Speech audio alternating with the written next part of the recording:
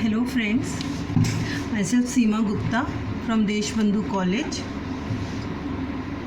Today I am going to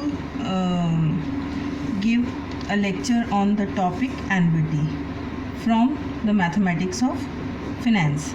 As in my last lecture I told you about the concept of interest, the same concept will extend it to understand what is annuity. You all know that if we buy a car or a home take a loan from the bank, then we are required to pay EMI. What is EMI? EMI is equated monthly installment. It's the amount which we pay and the amount is fixed for regular interval of time. Say you have taken loan of rupees 1 lakh for 3 years at the rate of 10%. Then the amount which you pay becomes every month, which you pay back to the bank every month, becomes the EMI. The same concept is extended for annuity. Annuity is also a fixed equal payment which is made over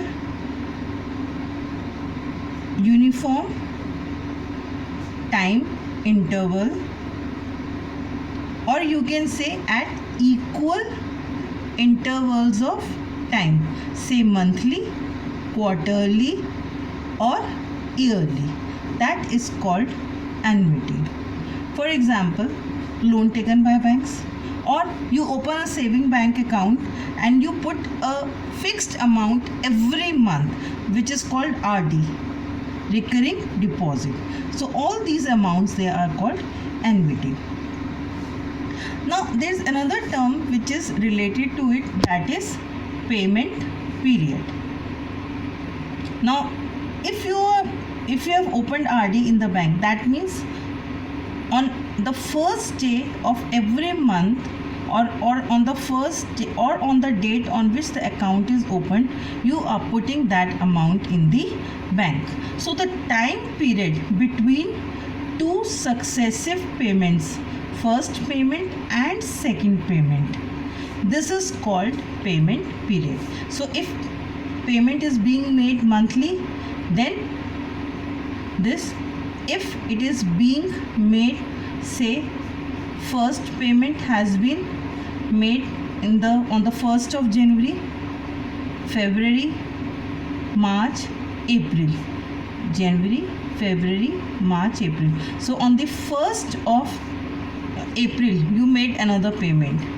Then the time period is after 3 months. That means quarterly payment is being made.